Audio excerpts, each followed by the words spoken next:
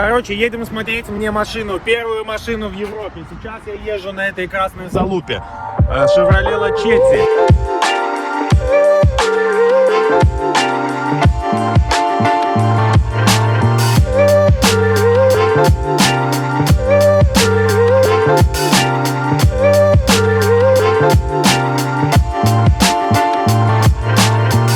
Любой человек скажет, что это конченое дерьмище, но я вам хочу сказать, что даже это Chevrolet в седане намного лучше, чем тот Ford Fiesta, на котором я таксовал. Можете посмотреть, я про него снимал.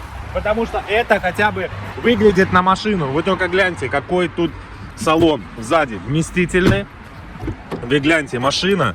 Естественно, ее не мыли и ничего, но она похожа на машину, ребята, держит дорогу. Тут можно яйца разложить, все. Короче, полностью стеклопакет.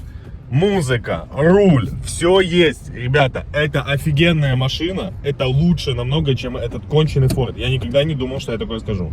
Но мы едем смотреть мне новую машину, под ночь, куда-то за город. Короче, смотрите, встретились с Владом. У Влада есть такая услуга, подбор. Он улыбается, но на самом деле сегодня день у него не самый простой. Потому что бизнес, звонки, вы сами понимаете. Поэтому сегодня мы сейчас по ночи будем... Dziękuję bardzo, miłego dnia, do widzenia. Поедем смотреть мне Колымагу. Короче, то, что мы возьмем с первого раза машину, такая вероятность есть. По ночи ты брал такие машины? Да, по ночи, под дождем, без света, без проверки, без проезда, да, брал. Один раз Ну просто поляки, я насколько понимаю, они же и как немцы, всегда очень честные, всегда продают машины супер обслуженные. Да. Или они такие же, в принципе, как и мы, все люди одинаковые? У них всегда бабушка ездила до костелу, только в церковь ездила. Ну, в общем, все условия созданы, начинается дождь, Да, осталось темноты, и, в принципе, можно начинать. Вот такие Влад услуги предоставляет, ребята, обращайтесь, ссылочки я, конечно же, оставлю в описании.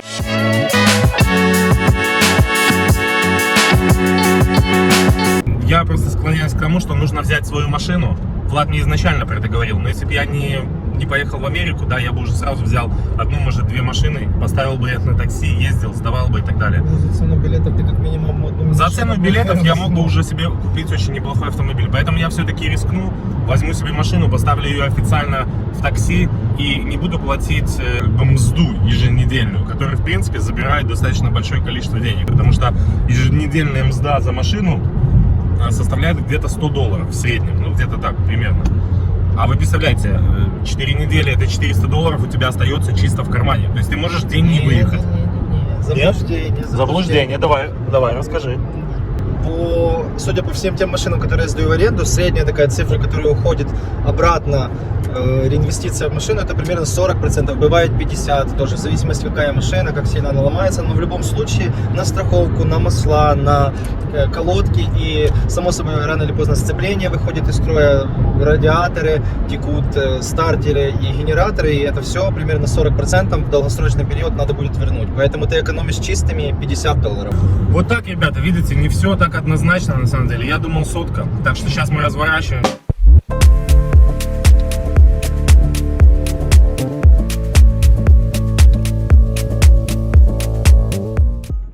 Пан, куда вообще ехать? Короче, едете и поворачиваете направо-налево, там колхоз. Да, и там мы найдем нашу машину. Да, именно там вы увидите ржавую повозку, привязанную к лошади. Это именно то, что вам надо. Отлично, только никому не продавайте ее. Мы уже почти подъехали. Человек, который заработал 14,5 тысяч злотых Да, за февраль. 14 000. Я вот взял его телефон, вот так вот приложение каждое.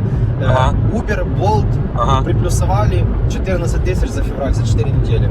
И получается... 3500 в неделю, но он работал 12, я не хочу сказать, что тут такие заработки, потому что это единственный человек, который столько работал. У него выходной день, это было 10 часов работы. Это выходной день. То есть каждый день по 10-12 часов он ездил. Смотрите, я вам хочу сказать, это очень тяжелый труд, но если вы думаете, что вы будете на постоянке так зарабатывать, это тоже неправда. Любой человек, он сломается. Любой человек, вот ты поработаешь месяц так, вот ты поработаешь второй месяц так, да, но на третий месяц у тебя либо депрессуха, либо здоровье, либо еще что-то. Не, ну для этого надо как бы цель. У него есть серьезная цель, ему там надо были деньги на определенные вещи, это уже его дело, Да. но благодаря этому он столько работал. Моя позиция, она такова. Лучше всего не бежать спринт, а бежать марафон. То есть ты каждый день должен иметь силы для того, чтобы выйти и работать. У тебя нету времени позаниматься своим английским, заняться, как-то развиваться. Работа ради работы. Если бы в такси, ну именно в Uber, тут платили бешеные деньги, как это в Америке, к примеру, тут озолотиться, ну, очень сложно. Тут можно, тут есть движухи, можно зарабатывать, покупать машины и так далее. Влад этому подтверждение. Но, ребят, готовьтесь к hard work.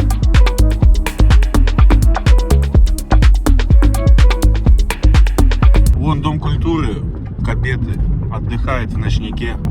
Свят алкоголь 24 часа. Самое главное, что был. Остальное не важно. Вот так вот живут поляки в деревнях. Мы сейчас посмотрим через забор и сразу едем. А вон она стоит. Короче, сейчас пока еще до конца не стемнело, сразу летим, смотрим кузов, быстренько обсматриваем все с всем сторон, потом уже механик. Давай. Мазочка минивэн можно поставить в Uber Van и зарабатывать немножко больше. Но пацаны говорят, комфорт вообще очень плохо. Комфорт такое себе. Там, во-первых, всего на 30% дороже, а во-вторых, он редко стреляет. День добрый. Вот. Оригинал. Так, нормально так. Есть чуть-чуть тут начинает. Можно зачухать, конечно. Ну тут обычно у них гниет. Да, это стандарт. Ну вот, смотри, мне тут. Вот это, конечно, Ну, задний. это типа ударено было и выбито Ну, с выбито. внутренней стороны. Задние барабаны. Резина. Резина, кстати, говорили, что новая. Ну, не новая, но там. Пороги. Не, вариант мне не нравится, если честно. Как бы тут везде коррозия. Языки горочника на щодный, шустрый. А, щодный.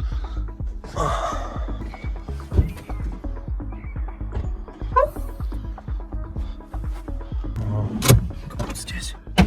Надо завести. Подогрев зеркал нету?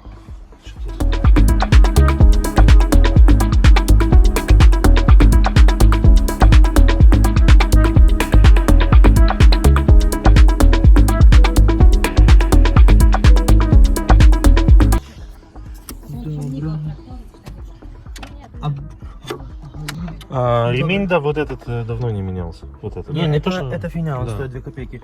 Грань Ремень здесь. берем, да. 18-й год. 18-й год видно. 18-й, подожди, а тут 22-й. 1-04 22. Да, это в 0,4 вот этот вот грань меняли. А что это за освежитель воздуха? Не знаю. Mieliśmy kunę tutaj. A. Zaklinamy coś i w internecie A. wyczytaliśmy, żeby powiedzieć Że tą pomaga. kostkę. Короче, куница, I że to чтобы не жить. pomaga. Ну. А что ты думаешь? Ну, потому что там, если масло, то не будет. Ну, если масло, то тут пузырьки плавают. У меня такое было, но здесь окей. Да, тут чисто. Так мы уже посмотрим, чтоб на будущее знали. А там можно поторговаться, если хорошо пустят. Конечно, работает он как дизель. Нет, это нормально. Шкода, Нормально? да, я тебе точно говорю, что это нормально. У меня были, у друга были, а там мы все ржали, что я не видел. Да, включи климатизацию, проверь окна. Проверь сам комплект, посмотри окна, чтобы что-то включить. Авто. Слышу запах приватизации. Ну да. И там сейчас пусть поработает чуть-чуть. И там трубки проверим, по трубкам можно будет точно понять.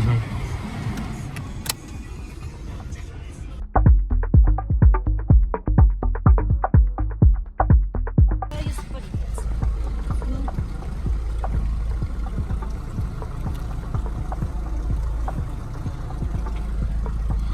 Амортизатор течет.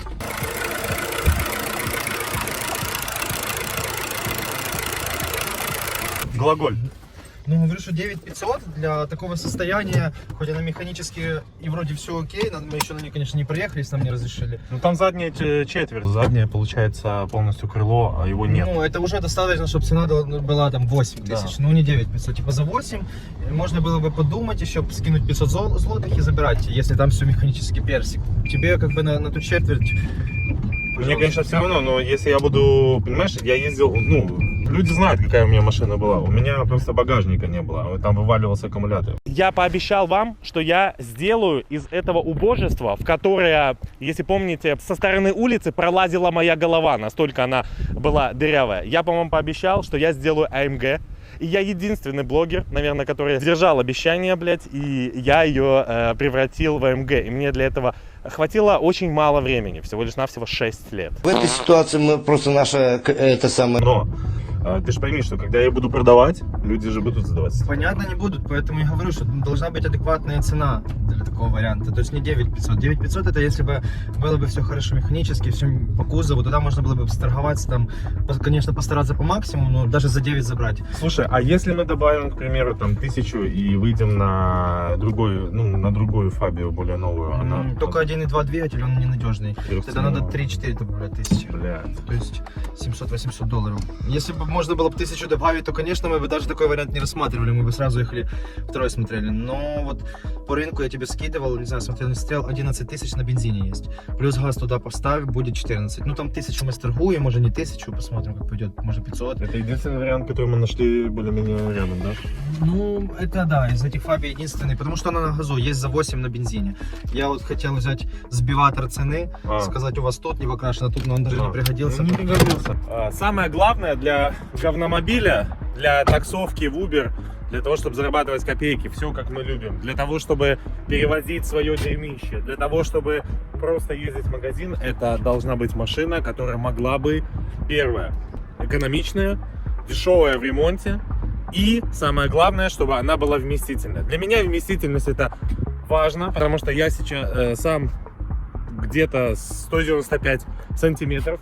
Поэтому, когда я сажусь, я не хочу ужиматься на заднем сидении. Я хочу, чтобы мои клиенты, которые садятся за мной, они себя чувствовали тоже хорошо, потому что если я, к примеру, разложусь как надо, они уже сюда не залезут. Больше мне ничего не интересует. То, что тут конченая резина, которой там заходишь в повороты и машину твою просто сносит, это не важно, потому что мне эту машину, Влад, я засрал, короче, все машины Влада, да, давайте так. Но надо отдать должное, что Влад делает свою работу классно, он мне помог, он мне дал эту машину, говорит, езди, мне ничего не надо, решай свои вопросы, пока мы не купим тебе твою уже, собственно, машину.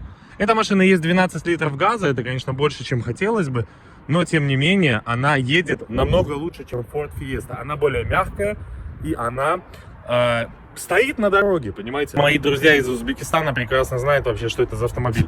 Вот эта красавица была. Да, значит, смотри, Фабия 2. Это очень странное фото. Это с камеры видеонаблюдения, знаешь? Кстати. Похоже на Да, развод. ладно, не вариант. Ну вот, хороший вариант. Тоже выглядит, как будто только съехала с конвейера. С конвейера, но она на немецких номерах, она на бензине. То есть ее надо растамаживать, надо ставить газ, она реально 12 там с половиной станет. Понятно, что тут что-то скинуть, но мне интересно. 9200, то же самое, я уже смотрел, но бензин, 180 пробег, наверное, крученный тоже без номеров, значит надо растамаживать. И, по-моему, это хэтчбэк. Ну, короче, даже не будем смотреть дальше, потому что как бы за такую цену. Ну, вот это всего то, что есть 100 километров от Варшавы. Огульно добре, типа в общем стан нормальный. Я не люблю, когда так пишут. Когда все хорошо, пишут авто в идеальном стане. Тут, в принципе, стан нормальный. Так, видочно коррозия на порогах. Ну, в общем, серьезно, мужик собирал каждый ремонт. Никогда не подставили. Таксовала 7 лет. Да. Так вот, поэтому цена 11, ее цена 13. А тут... Да, без брызговиков тут все выгнивает. Чикс. Пороги надо вырезать, новый вваривать 1800 злотых. 2 порога. Сука. Короче, двушка будет стоить 2 порога. Вот, и с другой стороны порогов нету. Дай мне сварочный аппарат. Я на хостеле делать. Ой, блядь, как это все сложно, чувак. Как это все сложно. Ну, есть такое. Бывает фартит, но не сегодня. Ну, короче, это не вариант с такими порогами. Вот если он за 9 отдаст, то можно, в принципе, забирать. Да. За 11 она будет целенькая. Но он будет на ней ездить до пенсии просто. Вот я бы даже взял вот такую машину, как он там, с косяками. Но если бы она была дешевле, я бы просто ее убивал в работе, я бы ее сдавал там в аренду, к примеру, я бы ее усосал в конец, я бы ее продал в понимании того, что она была куплена по нормальной цене, как вот твой Ford Fiesta. А если она будет куплена... За сколько бы ты ее забрал, если бы сейчас отдали? Ну, я бы ее забрал, наверное, за $2000. $8700? Так ее реально забрать за эту сумму? Тогда за 8. Но это уже сложнее. Бля, ну за 8 меньше 2000 я бы, наверное, может быть, и взял. Но, ну, она с газом, все, и поставили бы в такси. Ну, потому что, ну, а какой тут смысл в этой машине? Ну, то есть, какой смысл в этой машине, если любой, кто будет приходить, он будет говорить, у вас нету кузова. Хотя Шкода это лучший автомобиль из этого списка, потому что все остальное, ну, на ней приятнее ездить, и она более надежна. No nie wiem, to trzeba pytać u blacharza, no ale tak, jeśli pan do 8000 opuścił, to... No dobra, to w takim razie dziękuję. No dziękuję. Pozdrawiam. Понимаешь, он говорит? Да. Я как бы говорю, если бы вы до 8000 опустили, то мы могли бы подъехать, я не успел еще договорить, он такой, ну, хиба тебе Бог опустил, хиба тебя Бог опустил. Но это вообще, конечно, в таком состоянии машину продавать он будет, наверное, год, если он не будет скидывать.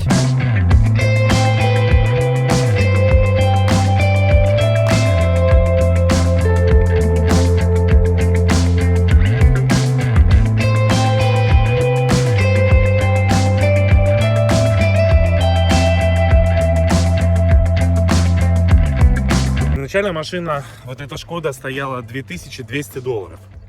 Когда я приехал, я не увидел, что можно купить на эти $2200. Машина по кузову оказалась абсолютно не такой, как я планировал. И то отношение, когда нас послали, по сути, я сказал Владу: нет, Влад, мы эту машину брать не будем, только лишь даже из-за этого. Но как только мы оттуда уехали, нам начал писать владелец и предлагать, говорит: окей, я готов отдать за 2100. Я говорю: Влад, я не поеду больше туда ее смотреть, потому что по кузову она даже на 2100 не тянет. Но как только мы въехали в Варшаву, мы получаем смс-ку, где говорится о том, что он пообщался с женой и принял решение, что готов отдать ее за 1850. 1850 для Шкоды в универсале с газом 1.4 надежным мотором, это уже намного интереснее. Но я все равно, знаете, решил посмотреть местные сайты для того, чтобы понять, что вообще можно за эти деньги купить. И к моему интересному удивлению я увидел то, что за 8000 злотых, то есть за $1850, ничего купить невозможно, ребят. Либо это не проходит погоду, я не смогу эту машину поставить на такси, либо это какой-то вообще страх, просто с конченными моторами. Поэтому сегодня мы едем опять же в то же самое место, смотреть ту же самую машину. Если она окажется технически в исправном состоянии и ничего по подвеске бить не будет, скорее всего, я возьму эту машину.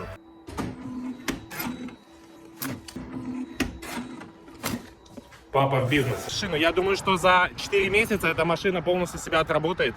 Ее можно продавать, и ты получишь плюс. Поэтому, в принципе, ребята, это очень грамотное вложение. И машина в любом случае нужна, потому что тут, в моем районе, который находится хрен знает сколько километров от центра, по-другому добраться домой невозможно. На общественном транспорте сюда добираться час, если не больше.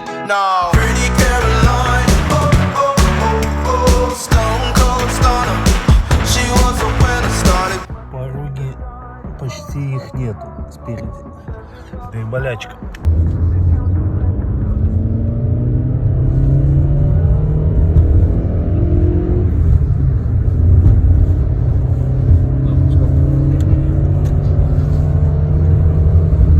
Я обычно так и таксую. Может, стопки что ли? Nie, no w porządku. To powie, no to...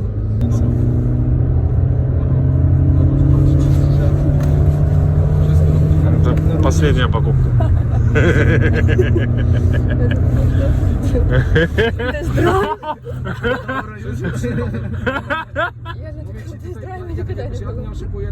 Nie, w porządku. To jak mówię, że lepiej to zawsze sprawdzić, ale w porządku. Давай посмотрим. Cicho. No to masz zgrzany teraz, mówię, to chce się popatrzeć. Слушай, а тут не кипит, получается, или это нормально для такого? Короче, походу покупаем, ребят. Я смотрю, он и так, этот мужик. Я говорю, что я смотрю, он и так не... Этот мужик не от мира всего. Еще ты с камерой ходишь, и вспышку забыл выключить. Да? Да. Да? Сейчас. Да. Если головка закипит, у тебя есть трос, да? Это первая моя машина, она жрала масло больше, чем соляры, а вторая не доехала до Минска. А потом я такой, типа, знаешь, залажу в багажник, а смотрю, там прокладка ГБЦ. Ты сказки. Да, это был самый лучший розыгрыш в моей жизни. А, еще там документов не было, здесь невозможно было поставить на учет.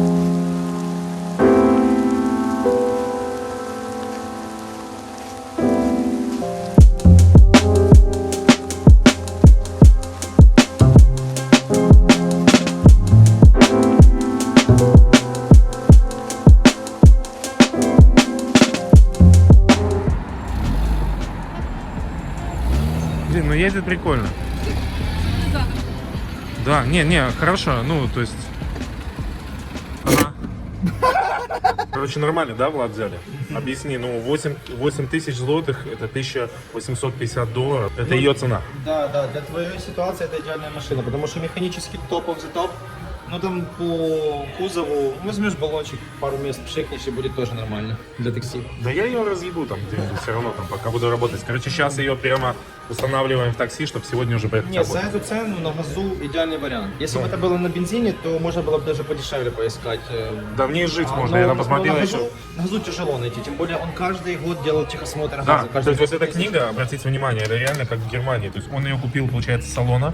Тут, получается, каждый год, смотрите, идет инспекция. Вот, видите, за каждый год видно, что он делал. Alpine система.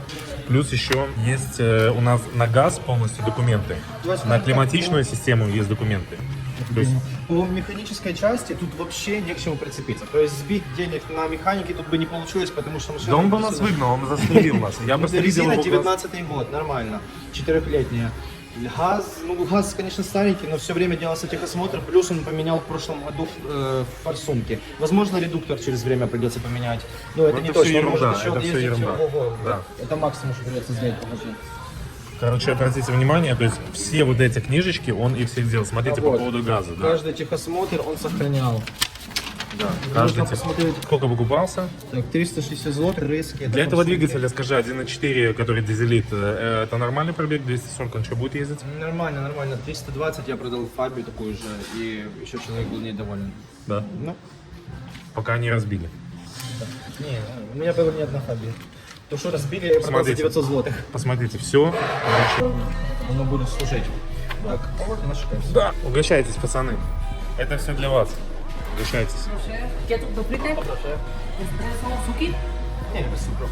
Ну, смотрите, Влад, короче, как настоящий итальянец пьет. Я вот такое не могу пить. Вода не задарма. Ты что, тут работает индейцы.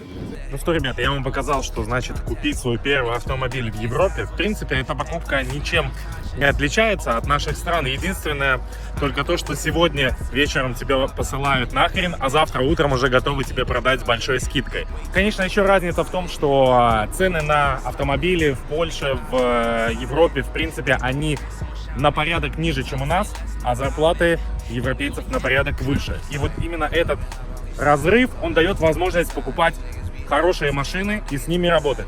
Цены на ремонт, на СТО, на запчасти, вы про это все узнаете в новом видео, я уже его снимаю, поэтому можно будет сравнить, насколько это выгодно или нет. Но я вам хочу сказать, что я никогда не думал, что можно купить машину, которую ты можешь отработать буквально за несколько месяцев, а купить и уже иметь деньги на покупку второй. Но об этом в следующем видео. И несмотря на то, что мы с Владом, в принципе, нормально смотрели и сошлись в цене, и технически автомобиль в полном порядке, и огромное ему еще раз большое спасибо. Без него я бы, конечно, накосякорил косяков, без знания языка, без знания особенностей того, какие документы должны быть и так далее и тому подобное. Кому надо, ссылочка в описании. Тем не менее, в машине проявились некоторые особенности, которые не были видны изначально. Ну, как у любой подержанной машине. Давайте я, ребята, на этой машине поезжу. Я вообще посмотрю, как она в управлении. Как в любой машине, в ней открылись проблемы, которые я буду решать. Я уже успел попасть на деньги. А об этом вы узнаете в следующем видео, если будете подписаны. Так что подписывайтесь, оценивайте, ставьте лайки. Дальше будет только интереснее. Дальше будет вторая машина, третья, четвертая и так далее. Никогда не думал, что я стану счастливым обладателем Шкоды после Мерседеса, но, как вы видите, жизнь иногда может тебя уложить на лопатки и заставить. До новых встреч!